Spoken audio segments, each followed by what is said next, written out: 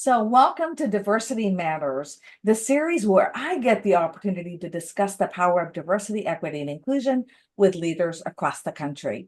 I'm your host, Teresa Palacios Smith, Chief Diversity, Equity, and Inclusion Officer for Home Services of America and Berkshire Hathaway Home Services. And today I'm so honored to have two visionary leaders with me. Joining us are the co-founders of the Veterans Association of Real Estate Professionals, Dustin Luce and son Nguyen.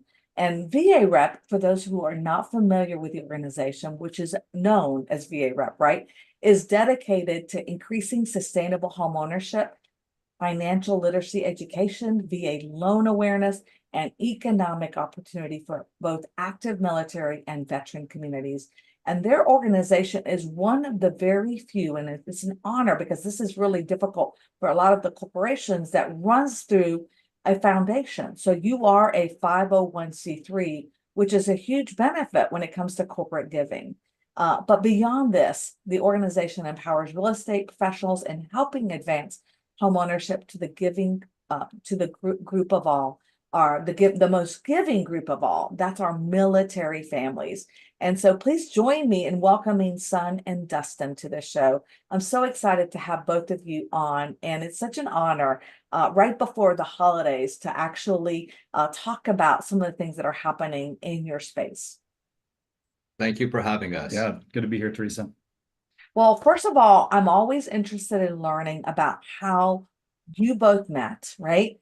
And what inspired you to start VAREP? And what are some of the goals of the organization, as well as for those who are not familiar, what our chapters are located, where your chapters are, and also what does it cost to join? All those questions all folded into one. Okay, well, I'll take that one, and Son will fill in the blanks. So where did Son and I meet? Years ago, man, probably it was back 2009 or 10. Yeah. I had a real estate office that I needed to broker a record, and I knew who Son was in the industry. He's always been a leader in the industry in the real estate market, and he was working on you guys remember short sales, and he was with a company. They were kind of formulating a plan to educate, and so a mutual friend connected the two of us. I needed a broker record for the office, so Son came on, and I think we immediately hit it off because you'll find that his and my personality are kind of polar opposites. So in any good relationship, it's good to have a balance. So Son came on, and he was really he was a mentor for me coming into the real estate market and how to lead an office and train and educate. And working together for a couple of years, this was during the market downturn, right? So everybody was in turmoil. No one knew really what to do in the real estate market at that point. And so in comes VAREP. Son came to me one day and he says, I see an issue in the marketplace. I see a gap that nobody is filling. And it was within the veteran market, veteran real estate, home ownership. And, Son being a veteran, said, hey, I think this is something we should look at and tackle. And, we looked at our sister organizations like ARIA, NAREP, and NAREP and the good that they've been doing. And we said, well, what if we did something similar to that and filled that gap? So, we immediately started discussing and kind of brainstorming, whiteboarding, in front of us and figuring out how could we approach this and fill this gap. So, from there, like you mentioned, we decided to launch a 501c3, a community-based organization, because what we realize is if we're going to attack this issue in the marketplace, which is number one, a gap of veterans understanding the VA loan benefit that they get, right? There's a massive gap in understanding there. Number two, there's also a massive gap in understanding in our real estate professionals as to how the VA loan works and how to work with a veteran. And like for myself, being a patriot, having family that served, but then also there's always going to be that gap of understanding. So we thought, how do we educate both sides? How do we go to the real estate market, the real estate practitioners, and be a source of education and awareness, and also build a culture inside of that? And then also at the same time, how do we go to the veteran community and educate them on the VA loan benefit? So that was kind of like the foundation building blocks of what is now VAREP, which has, gone so many different directions. And that's a testament to the membership and our board and everybody else that's involved that just sees all these different gaps in the marketplace that we're attempting to fill. So you want to add anything to that? No, I think you summarized it perfectly. The only thing I would say is that as we expanded, and we'll cover this, we've formulated programs, and we realized that that the need, as we fill these gaps, were there. Someone just had to hop in, and so we did. Yeah.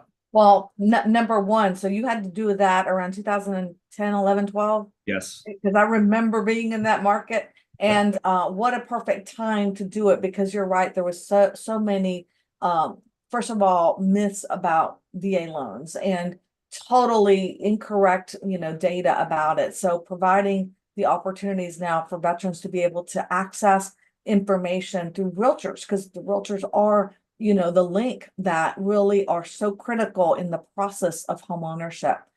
So kudos to you. And chapters, so for those that you've got chapters all across the country, or yeah, we have. So we started out with the idea of, well, let's follow our big brothers and sisters who have done this already, launch chapters throughout the country. So how many states are we in right now? We're in 22 plus states, 25 chapters, and we have 10 in formation at this particular time. Yeah. Oh, wow, fantastic. So we have a pretty big footprint, and that kind of goes into all the other programs and services that we've evolved into.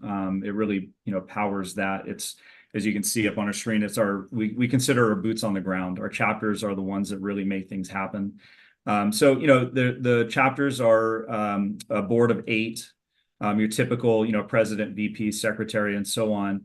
Their goal and their aim really is to impact the local community. So they're our educators. They'll do our lunch and learns. They'll do our community outreach in that area. They do fundraisers. They even raise money to give back to local families. We've heard hundreds of stories of whether it be helping a veteran with paying a utility bill or getting rent paid so they don't get an eviction notice, to doing homeownership workshops. So they're really a massive resource for the local community to help people understand what is at stake here, what is necessary to get a veteran to realize that American dream that they fought for. Well, and I'm going to tell you, it's a very touching to get involved on a local level, because you do more than just, help in the real estate aspect. You really help where there's need. And I think that's what's the beauty of your local chapters and all the work that you do, along with the fact that, a lot of people don't realize that DE&I, which is what I'm focused on, right, are such crucial aspects of any organization. But the military community is probably the most diverse. So what does that group look like? What's the buying power? Why is it important for us to really acknowledge and also address military and veterans? Right. Absolutely. Well, the face of the military and veteran culture has changed, right, as the country has changed and getting more diverse. And so right now, the Hispanics are the fastest growing minority group amongst the service member and the veteran community. Women, and this is shot up by approximately 3 or 4%, makes up 16.5% of the communities. And approximately 6% of the communities identify as the LGBTQ plus community, and 43% of the military and veteran population are people of color. And so they're also getting younger. As we know, we've heard that about the generations, where we have the baby boomers, Gen X, millennials, Gen Z, and then they're prepping, right, to accept the Gen Alpha generation. And so I can tell you right now that 82% of active military are millennials, right? Are millennials that need the homeownership services. And in the veteran community, Gen X makes up 7.8 million.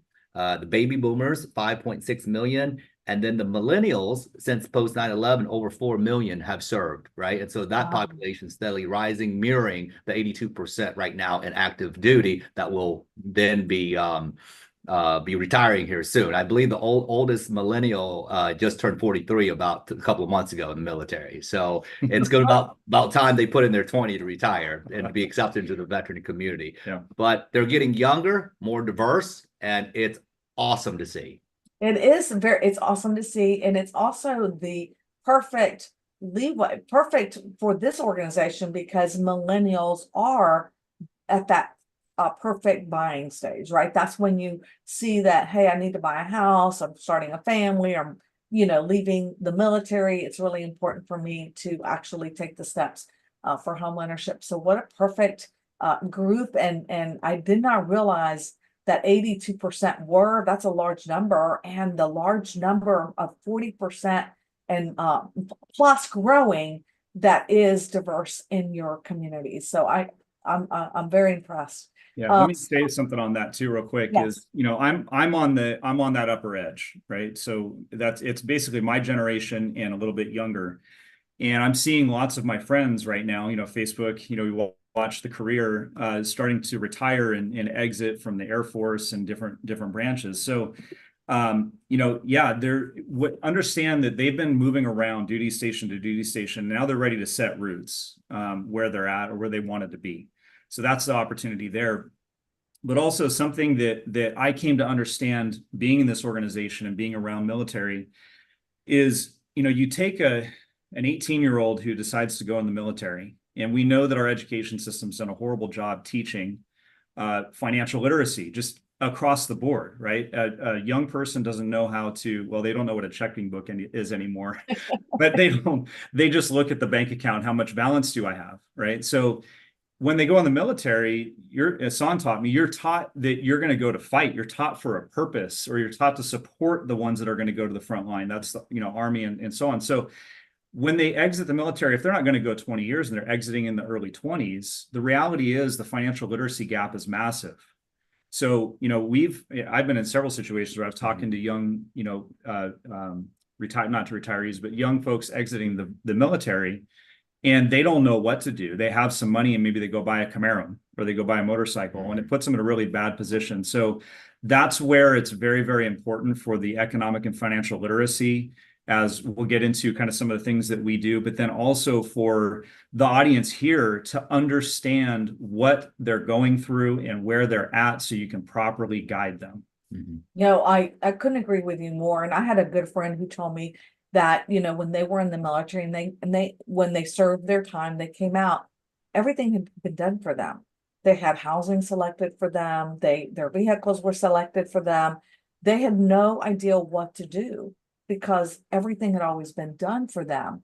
Like, oh, this is what you got to do. This is the ABC and you followed orders, right? So not having that was very daunting. And so I think it's really important to go through that literacy to provide them the education and also to assist in the process. So you have great resources at VAREP. I'm just so amazed with all the materials, all the things that you do. So let's talk about that so that we can provide what are some of those resources that are available to help veterans and also for our agents who want to get involved. Yeah, well, I'll take the first one. So one of the big things that we do is years ago, we got approved as a HUD housing counseling agency.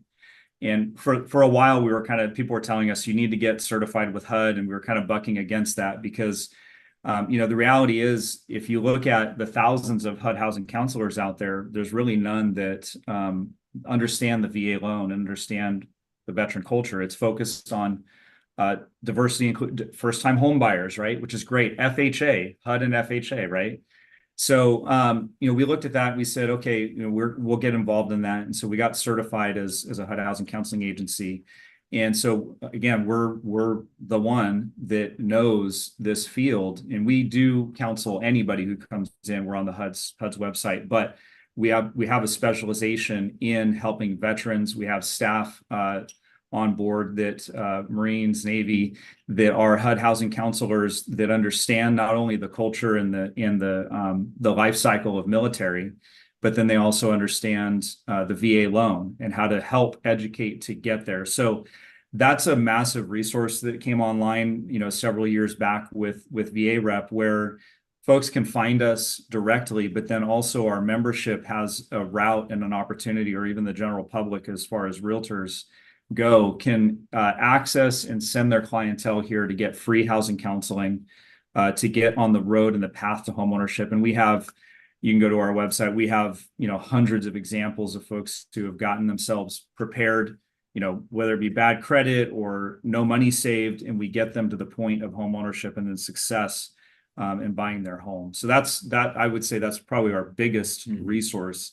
You want to share some of the classes that we have and education? Yeah, absolutely. I just want to also add, as we start on this, and we advocate obviously for the VA loan guarantee program, but we're more beyond that, right? And I remember someone said to me in the early stages, Son, home ownership is a luxury, and it hit me, and I thought, you know what, you're right. I said, you're right, it is, but housing is not.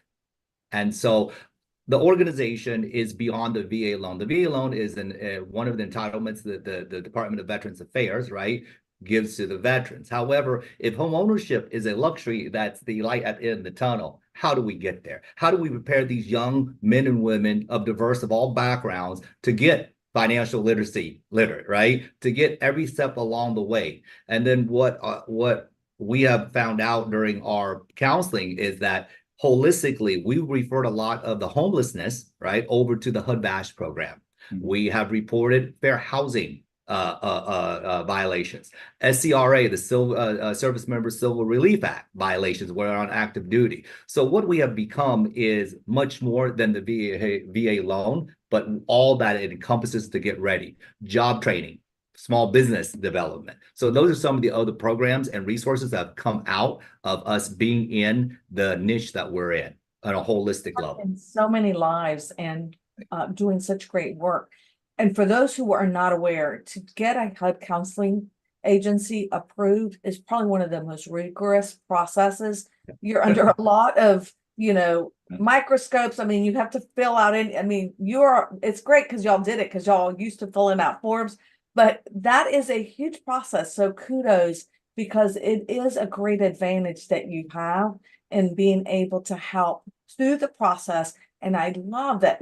I never thought about, but having a home is a luxury, right? And to really understand how I can actually be in that step, in that process of having a home ownership, because it does provide you so much wealth creation that truly is inspiring. So I'm going to tell you, I love your conferences. I feel so patriotic. I feel so, when I go, and every conference I attend, there's something with the different organizations I'm involved with that I leave with feeling when I'm there.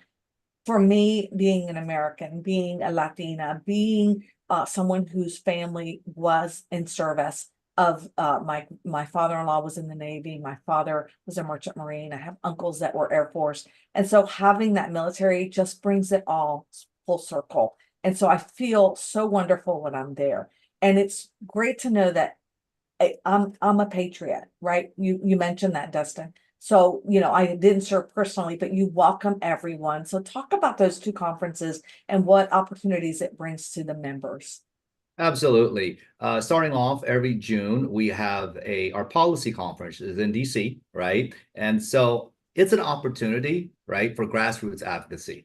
For our boots on the ground, they have an opportunity to come and walk the halls of Congress, right? They have the right to come and go on the Hill for a policy position. So this year is especially important, okay? Because our policy positions, we have a couple of breakout sessions. The first one is to discuss our policy positions, which we have two bills, right, that have been introduced. One is to get us to be a chartered veteran service organization, and the other one is to be to the Consumer Disclosure Housing Act, right? It's called the VALID Act, to include the VA home loan. When a person applies for a VA home loan, right, our goal is to make sure that they get also disclose to them their FHA, what it would be, and a conventional. Because our goal is we may advocate for the VA home loan, but we want the veterans to get a whole big picture and let them decide, right? And so the current law right now just is when they apply for an FHA loan, they just get a comparison of the conventional, right? So the VA is not included. So they we can't want to modify it. Yeah. Yeah, Wow. absolutely. I And didn't so know that. we have that panel, right, with the policy, but this year we have a panel specifically addressing the NAR decision, right? And as an industry panel, then we're going to have the key officials from the VA Home Loan Guarantee division there. We're also going to have a finance, housing policy, right?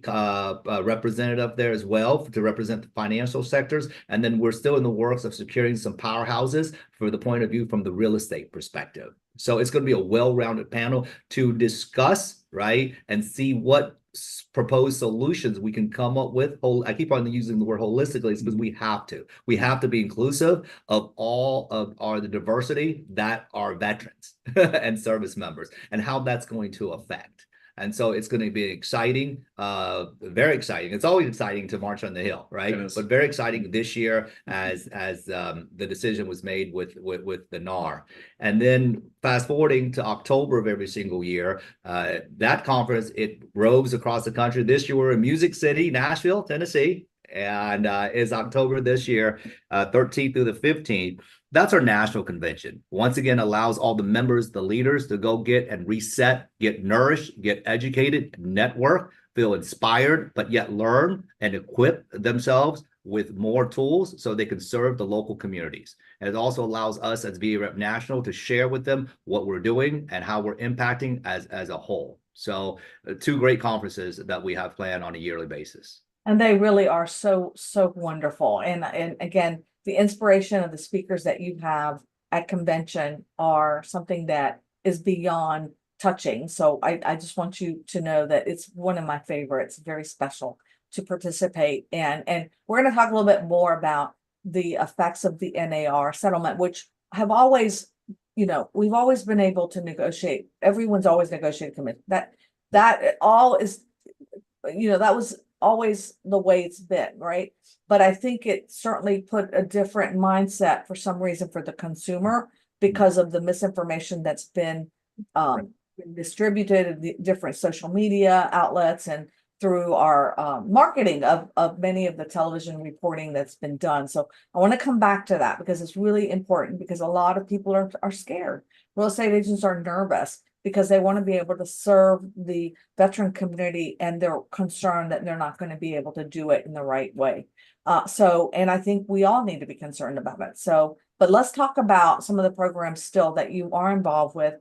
Gary is Walker, who's with our Prosperity Home Mortgage, talked about vet cares and solutions that you offer to veterans and military families, and he's very passionate about it. And then I always am amazed because I cannot do a push-up. I would never have been able to serve in the military. Just my inability of the arm strength to do that, but the stop, drop, and push campaign. So talk about what all that is. Absolutely, Dustin. Go ahead. Okay. So, again, earlier I mentioned how kind of the power of having a passionate group of people working together for a common cause, right? Which is in this organization is helping veterans. And so there's been some pivotal points through the development of our organization that really affected all of us. And one of them, you bring up stop, drop, and push, is the veteran suicide epidemic. And you see statistics out there, 22 a day. And if you're not familiar with that number, it's hard to comprehend. It's hard to grasp, but literally that the numbers come out to be 22 veteran suicides a day. That means today. It's actually the good news, right? It's never one too many in all demographics, right? But it's alarming of the 22 per day. But it's recently gone down. We still use 22. That's where it started from a VA study, right? However, it's down, I believe, to 19 to 20, which is outstanding. That's great. Yeah. So, we had, I remember back to our Las Vegas conference. I forgot what year it was. It was maybe 2014. No, it was it was, I think, something like that. Yeah. So we had a member, his daughter, unfortunately, this happened, and there were several other circumstances that came to our awareness, and so we were having discussions with our board, and just the question was, what does this mean? Like, what do we see an issue? What are we going to do about it? And There's a lot of organizations, which is great, that do work in this field, and which is, if you set the whole idea of the veteran suicide aside for a second, you just simply say the health of all of us, right? The mental health of all of us, and how do we impact people? So, we decided to launch this Stop, Drop, and Push campaign, and really the whole goal was to raise funds we looked at where are the gaps in the marketplace to help out with this. And there are a myriad of organizations that are doing therapy programs, whether it be going to jujitsu, the local jujitsu place, a lot of them have a free class to come to, or whether it be horseback riding or horse therapy, all these different things. And what we realized is there were gaps as we looked into it in where a veteran might want to go from Florida to Utah to go whitewater rafting for a program. But, the rafting was free, but getting there was not. Mhm. And so we said, well, let's raise funds to send people to these organizations and to these events. So that's how it started, was let's raise money and let's help people get there. It's transformed well beyond that now, where yes, we do give the money to help people get certain therapies or certain programs, but then we also 2 years ago we launched Camp Cares, which is a fly fishing camp in Montana. We've done two, both in September of 23 and 22. And now this year we're going to have a all women's camp in July and an all men's camp in August. So this is Camp Cares logo, which it's Vet Cares. One of their programs is an organization that we launched as a sister organization. So it's powerful. I got to go to the last one and help coach that. It's just to see the shift and the change, and just simply giving your time and just simply being raw and connected is enough. And we could do that in our daily lives too. It doesn't take an event. It takes you caring about the person in front of you. And so that's what really, showed me and the organization as a whole, is just care about the person in front of you. What do you want to add? Yeah, absolutely. So the Vet Cares, as you had mentioned, we spun that. We took our Stop, Drop, and Push suicide prevention campaign and brought it out from underneath VAREP and formed a sister company called Vet Cares Inc. And that's where we run our philanthropy programs in it. And that's where the Stop, Drop, and Push campaign stands right now for funding gap funds for alternative therapy treatment. But also underneath that, Teresa, we have other grants, closing cost grants for LMI borrowers. We also have what we call the trauma Thriver grants, right? Because MST, military sexual trauma, and also domestic violence is higher rates in the military. And so the aftermath of that, we have grants. We're kicking that off this year to support, right? Those individuals. We also have the Callaway emergency grant that we help. And then Dustin mentioned Camp Cares. So Vet Cares is our sister company that we run the philanthropy programs. And collaborating with organizations like yourself, right, is something that we have reached out, we could work on, right? And it's a great thing to partner with. We have many grants to choose from, right? Whatever a person connects with. So it's an opportunity. Well, it's such a wonderful side to what you do already, and it's definitely touching. And so for me, I know you may or may not be aware of, but I lost my husband by suicide 1 year and 3 months ago. And so for that reason, that Stop, Drop, and Push campaign has always been so significant to recognize the mental health and awareness that we really need to be conscious about. And I love the Camp Cares idea altogether. What a great concept. So I want to give you kudos for that as well. One of the things that people may not be aware of, and because we're in homeownership, that's what we do, is what are some of those challenges that are, that we need to know for veterans? You kind of mentioned a little bit, but if you can go into more detail, when someone is a veteran that wants to buy a home, what are some of the challenges they may face today, especially? Well, for us, sort of an organization, we say it's lack of knowledge, lack of education, lack of preparation. The military, the DoD, does a great job of making sailors, soldiers, Marines, right, coasties out of us. But they as far as transitioning out, a lot of service members have besides the employment, right, aspect of it and what have you, financial, right, issues is like ranks in their top 5, I believe 3rd or 4th on their list of their concerns.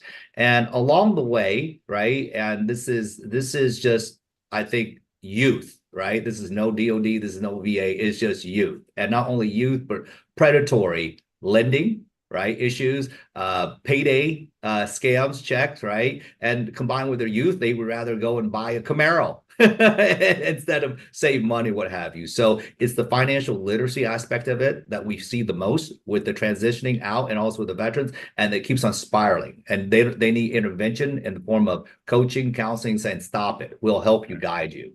That is one of the major obstacles. But also, family, when you have family issues, what have you. And we were asked by Congress several years ago to weigh in on homelessness, right? Veteran homelessness, which is in the homelessness space is skewed, right? There's a lot of veteran homelessness space.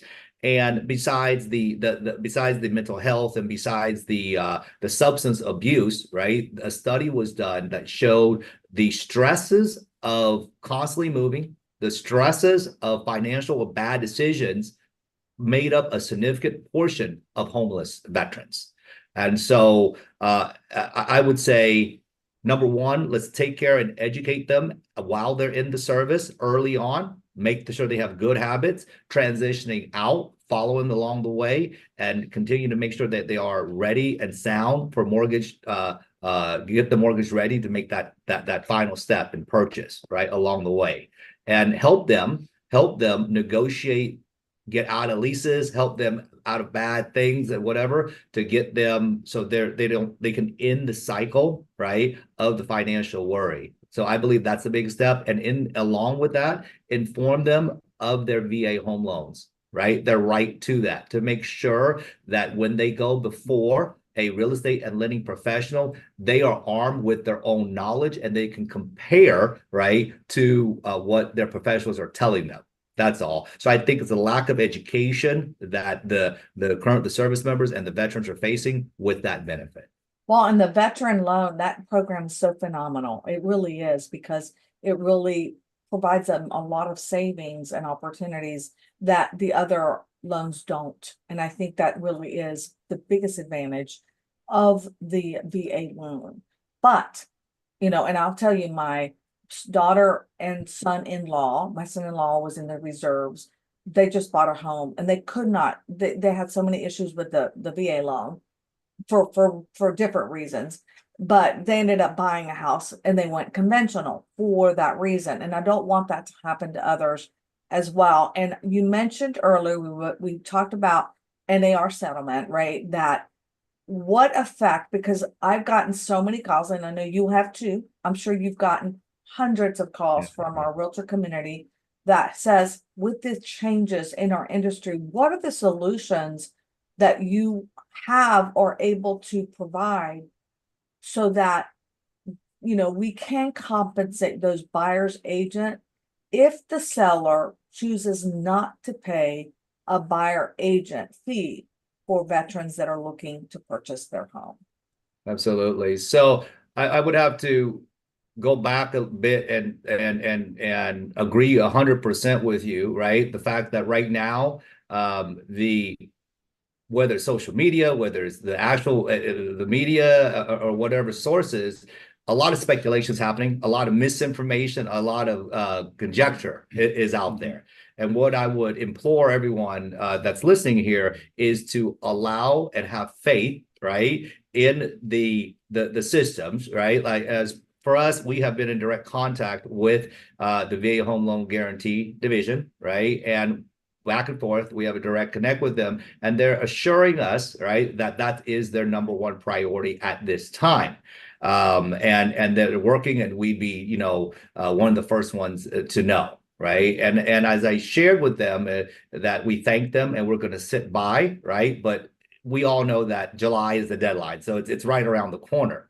And so what we're asking and what we're working towards is not only with them, but HUD. I just got a response back from HUD directly of how this is going to impact their borrowers as well, and which is a large part of veterans as well. And so they are also waiting to see how it pans out before they have an official comment. What I would like to say and implore both is bring organizations like us, right? And our big brothers and sisters and the real estate together and have a roundtable discussion. My concern is that as they make decisions the best way they know how to, they're making decisions based upon their traditional point of view as an agency, but from the lending perspective, which is great, right? However, this decision, right, affects the real estate, the boots on the ground, and let us as advocacy groups, let us be the industry to have the seat at the table while they're making it. So we're having discussions and trying to get at the table when they have one, a round table, and see holistically how is this going to work. So that's what we're doing.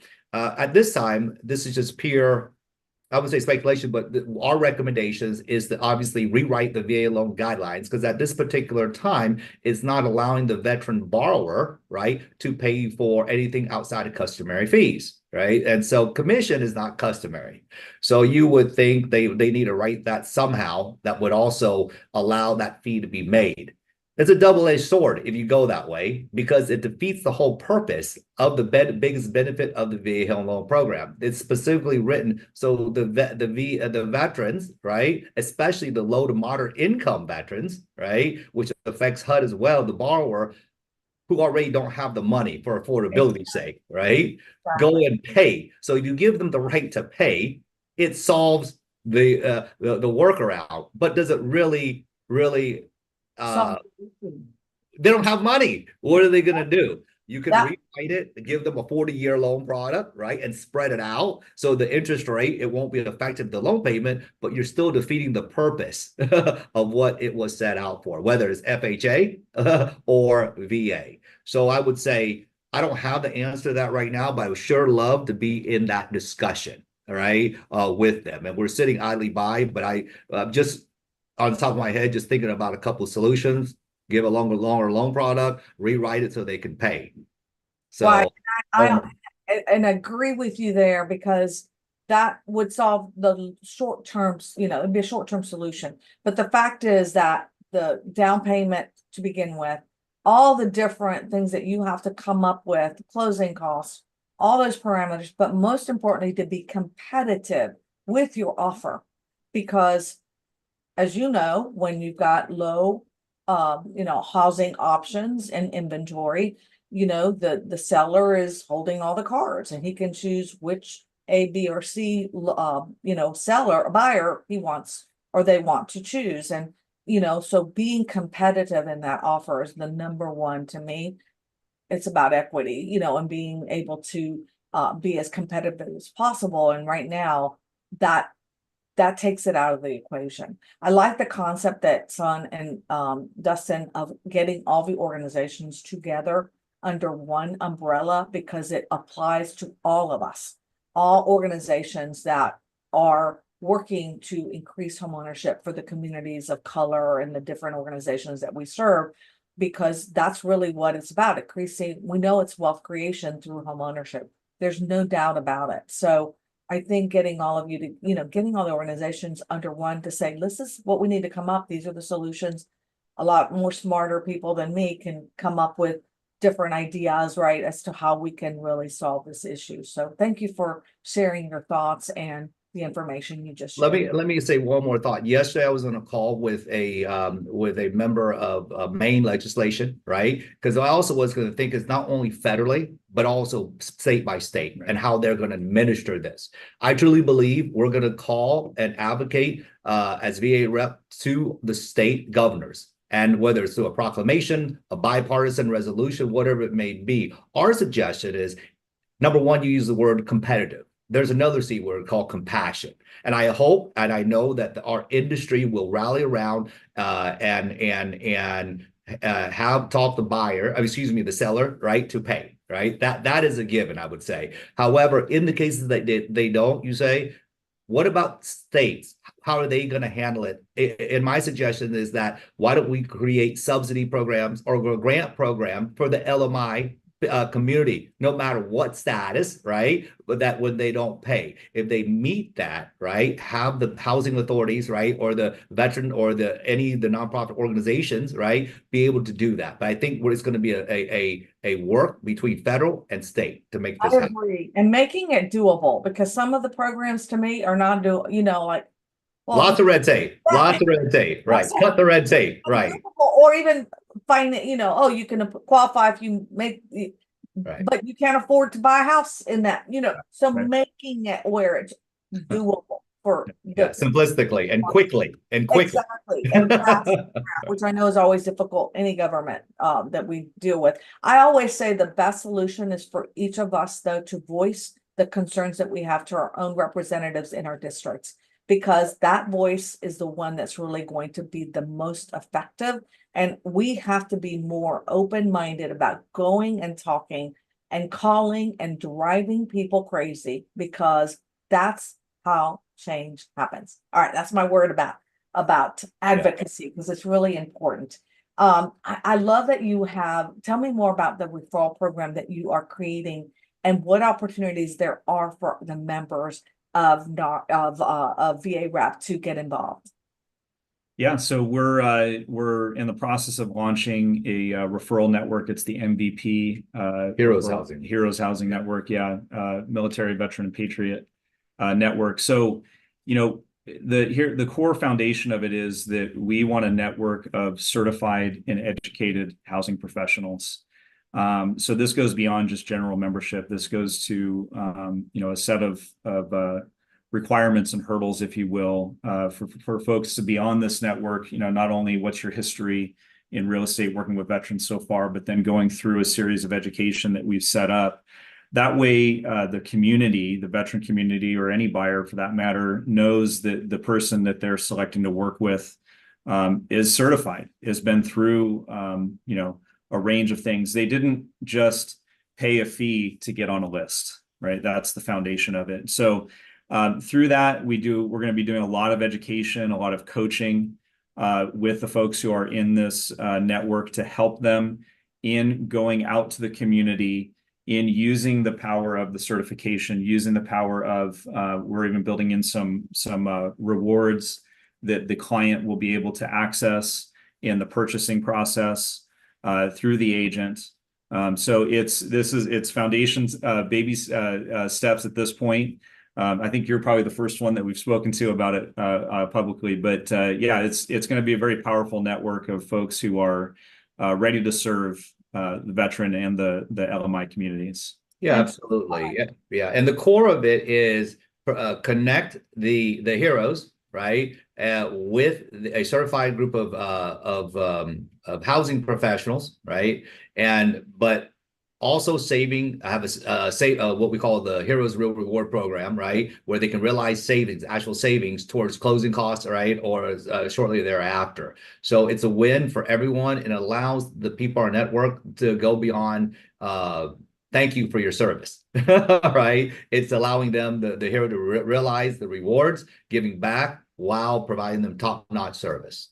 Yeah. Well, I think that's an incredible program, and can't wait to hear more about it.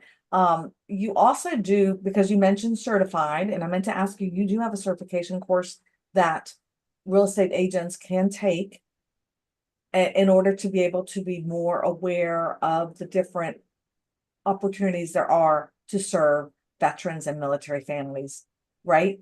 Absolutely. Through the network, we have a learning track which is comprised of 3 courses: the Duty to Serve, which is an overview and in-depth discussion of the VA home loan program and the nuances. Secondly, the SCRA, Service Members Civil Relief Act, right, that equips the community to know and to identify what the laws and rules are for active duty members, right, and recognize when the violations are happening. And last but not least, very importantly, is the Fair Housing Act, right? That course to recognize what it is and who's violating it. And so those are the 3 certification courses we have for our network, right? For our, what we call our housing ambassadors, our brand ambassadors to take on that learning track. And fresh off the press this year, we have a certification that we're doing a soft launch beginning next month, but it will be launched at our national convention called the MVLC, the Military and Veteran Lending Certification. And this is probably one of the first of its kind, and it's specifically for the lending community and teaching them the ins and outs of the VA loan program, but more hands-on. So those are our 4 certification classes that we have. We're really proud of them. Well, I'm going to take that course because I'd love to see what that course, I like to learn and see what courses our different organizations are offering. And it sounds such a critical one for us to get educated on all the different programs that are available to veterans. So I really appreciate it. We're running out of time. We're almost done. And so I'm going to ask you 2 questions. One of them is, because I've heard people say, oh, I hate for you to say thank you for your service. Is that like, some people don't like it? What's the appropriate thing to say to someone who has served that you want to let them know about how much you appreciate it or appreciate what they're doing? Or what is it the right thing to do is what I'm trying to ask. Well, it's always right to thank a service member, a veteran, thank you for their service. So that's never wrong. I think one of the biggest things that irks the military and veteran community is knowing when to say it. Okay, do not say thank you for your service on Memorial Day to someone who's living. Right? Those are the people who gave all. Okay, that's mistaken all the time. 101. Say it on Veterans Day. All right. July 4th and veterans, right? Right. So I think that's one of the biggest things is knowing your audience and who you're talking it to. And but always say thank you for your service. It's just sometimes we joke about it, but a lot of times I truly believe that there's when you say thank you for your service, me, and I can speak on a lot of my fellow brothers and sisters, is that's what we do. That was our job. So for us, it's nothing special. And when I hear about it, sometimes I don't feel guilty. I mean, I feel guilty for that, right? We're not taught as one individual. We're taught as a unit, as a family, right? As a country. So I can only speak for myself when I hear that. It makes me feel odd. Right. But I know I just say you're welcome or what have you. But it's just, I'm not taught to be one. It's not just me for freedom. It's everyone. And all those people have sacrificed. So that's just one point of view, whether it's valid or not is mine. That I think it's really important for us to be able to understand the best way to approach someone who actually, and I have to beg to differ on it's a job. Yes, I get that. But my job doesn't put my life in danger every single day to protect, the rights of my freedoms, right? So it's very different. So I just want to make sure that there's a different perspective. I have such respect for what veterans do and for what our active military do every day to protect us and putting themselves at risk in order for the liberties that we take for granted many times. So I really want to make sure to tell you that. All right. I always love to end with a fun question. And of course, we're in the midst of the NCAA basketball tournaments. Warren Buffett's huge on the NCAA. He always has the brackets where you have the chance to, to choose your teams, both in the women's and both in the men's. And this year we have both, right? Options to do it. And of course, women's is so popular. I'm so excited about all the different teams that are playing. So give me your final 4 and then who you think is going to take it all for each one of you. Well, I'll let Son go. So here, Okay. I'm gonna preface this. My family is massive on the NBA, and we haven't gotten into the college basketball, and I'll share a little bit about that in a second. But I'll let Son answer your question. Yeah, most definitely. I'm the opposite. I love college sports. So there's a lot of opinions out there in the Final Four, but I would have to say UConn, the Houston Cougars, Purdue, and North Carolina, the Tar Heels will make the Final Four. Okay. For the men. Okay. And I think Purdue's going to take it. All right, take it all. So that's on the men's side. On the women's side, I believe the Final Four will be South Carolina, LSU, USC, and Stanford for the Final Four. And I believe that South Carolina, the Gamecocks, will take it for the women. Boy, you are on target. That's my picks as well for the two sides. Of course, I had to go with my southern states, so southern schools. SEC. That was easy for me. And Dustin, even just because I'm like you, I'm not necessarily a huge basketball follower, but certainly because of Berkshire Hathaway's interest in it, I always like to see and kind of get involved and make my guesses of who is going to win. I'm hoping I can win that $1 million this year because employees get a chance to actually participate if they have the perfect bracket. So we'll see. I haven't looked to see who I picked because I want to see at the end how I did. But how about you, Dustin? Well, here's what I would do. I would say I would go off of what my brother here has done the research on, because I don't even have a clue. Now, when I hear Purdue, though, I've got some very close friends that are Purdue graduates, so I would definitely go for them just based on that. But I quite literally know nothing about college basketball. The NBA. So a little side story. My youngest son is 12. And then Son's son, Mason just turned 13, right? Yeah. So our boys hang out together. And so a couple of years back, Caleb, my son, was sleeping over at Son's house, and we didn't watch any sports at all. Like we didn't watch anything in our house. And he comes home and he decides he's a Suns fan. And I'm like, what happened here? You didn't even know basketball. And so they were watching a basketball game. Suns were playing. He decided the Suns were his team. And fast forward, now the kid is playing basketball constantly and literally knows everything about the NBA 2 years later.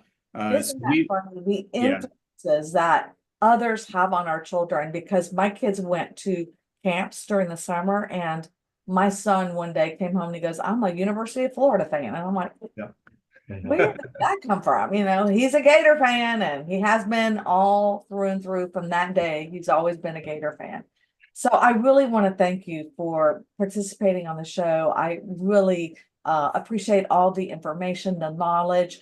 One last question: where can we learn, about VAREP? For those who want to join VAREP, learn more about your programs, where do they go? Yeah, so the website you see up here, varep.net is our website that has all the details on there. Anywhere from about who we are, our board of directors, to events in our chapters, our national chapter directory, education, media, all the programs we have. We didn't get to mention home donations. We donate homes every year with one of our partnerships with Bank of America. So, we everything is up there, and you can see it all. I would also encourage you to follow VAREP National on Facebook, Instagram, and Twitter, and you can see our updates on there. We have a lot of education that we put out like this. We go online, VAREP. Sans coined VAREP. It's a term. VAREP. Let's talk. You're so right. And one last thing. Speaking of our network, that should be launched approximately April 15th, and just visit MVP. Referral.com, mvpreferral.com. So I love that. The fact it's military veterans and patriots. What a great idea. See, I even learned it right away. So I love that whole ideology behind how you got started, the programs. It's just been an honor to learn more of the great work that you're doing and all the things that you do to empower our real estate community and to help active military and veterans in their pursuit of home ownership. All right. Well, that's a wrap of another episode of Diversity Matters. And thanks to all of you for joining us today. Please stay updated on future episodes and access exclusive content. You can always go to Diversity Matters series, add the series.com, and that will pull you right directly to our website. And also on YouTube, diversitymattersyoutube.com. It'll pull this show and other episodes as well. And join us back on April 10th, where we're going to connect with our Women Who Lead series. And that's 3 resilient leaders who are going to be on the show. And then back on April 24th for another great episode of Diversity Matters. Well, have a great holiday weekend, everyone. See you next time, and bye-bye. Thank you so much, Son and Dustin.